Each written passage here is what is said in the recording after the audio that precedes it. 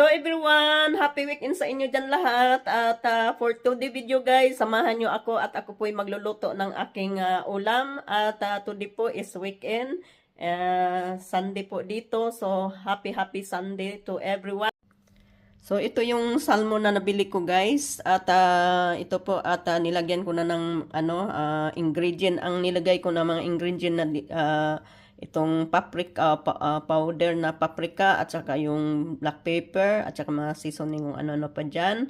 At ipiprito ko yan siya guys. At after ko siyang iprito, ayan ipanghalo ko tong mga ingredient. Ay ipakita ko sa inyo mga ingredient na ihalo ko sa aking salmon.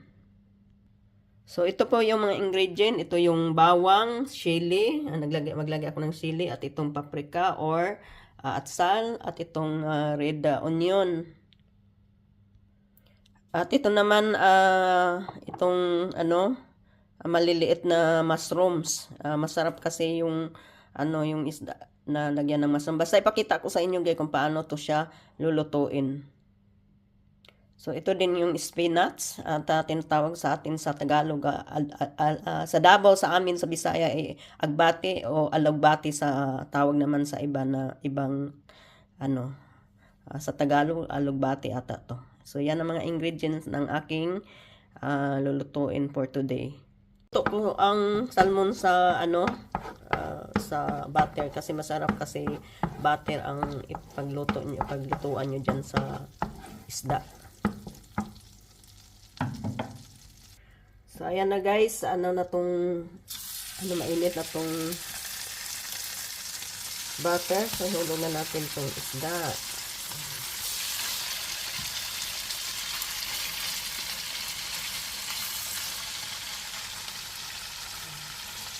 Careful lang tayo guys, baka mapasa. Pero hindi naman kasi pa naman nasa lang naman yung kamay ko.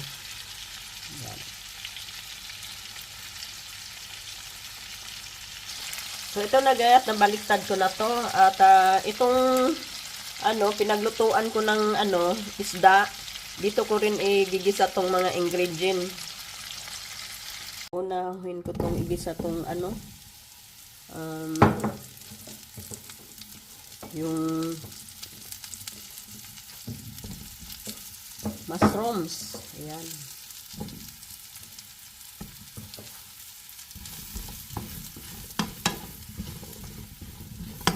Pinisa ko pa rin to sa sa butter. Ayan.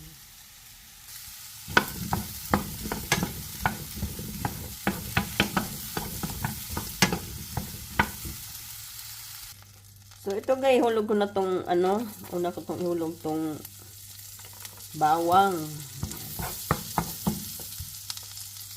Tapos itong bawang isundot tong tong onion.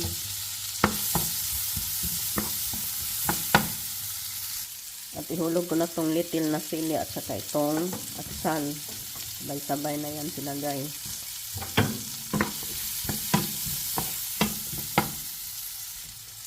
Tapos ihulog ko na tong itong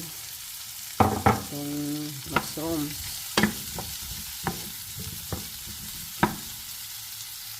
So, lagyan ko to ng konting tubig.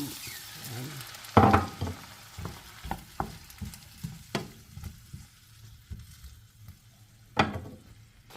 Kumulo na to guys. Ito yung tinatawag dito na pluta or itong cream, white cream na ihalo ko dito. Yan. Masarap to. Ito yung ginagamit ng mga Norwegian pag sila, nagluluto ng mga pagkain. Mahilig silang ihalo dyan sa mga pagkain na yan. Tinatawag yan dito na pluta or white sauce. Ito na guys, at kumulo na to at dito ihulog ko ilagay ko tong isda dito. So ganito to guys, ilagay natin dito yung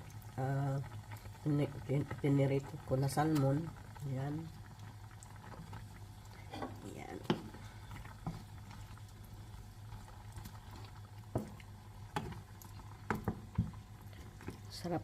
Masarap to na paborito kasi to ng anak ko at saka yung boyfriend ko, ito din paborito niya. Tapos lagyan lang ilagyan lang natin, cover natin yung sauce. Ayan.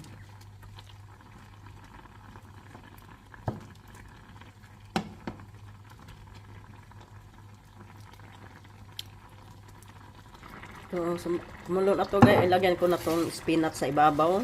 Ayan. Try nyo tulutuin guys. Napakasarap.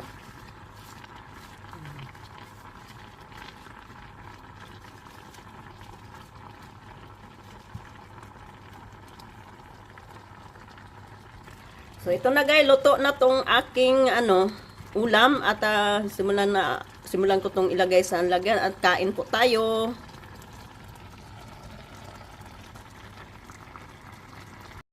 So, ito na guys, nailagay ko na sa lalagyan. Kain po tayo. Sabayan nyo akong kumain ng aking nilutong ulam. Kain po tayo.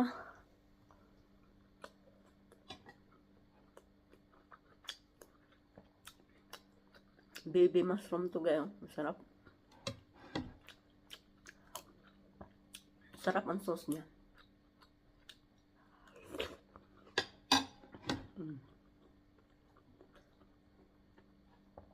Sarap ng isda.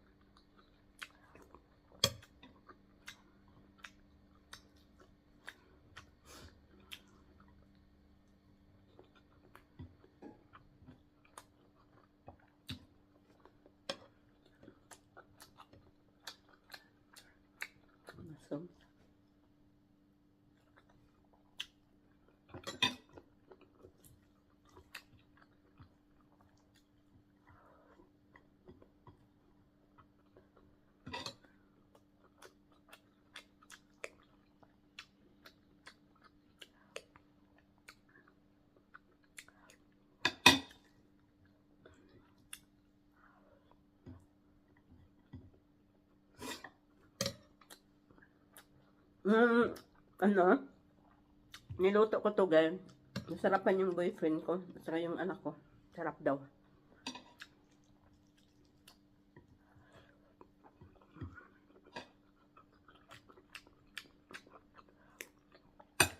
Mga Norwegian kasi nabira nang sila kumakain ng salmon kasi marami kasi yan dito eh. Yan ang isda nila. Kaya baga nauumay na sila basta isda nila.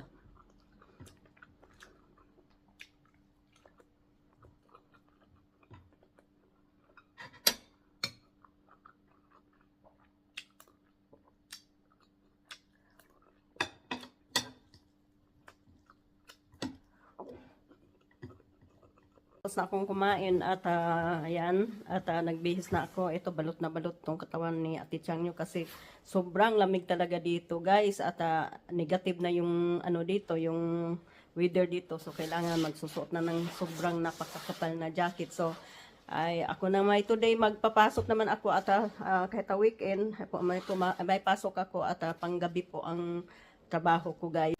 So ito guys, napaka talaga ng daanan, napakadulas. At nilagyan ng mga graba para hindi madulas yung mga tao. Pero ayan, ingat pa rin kasi may mga side din na madulas.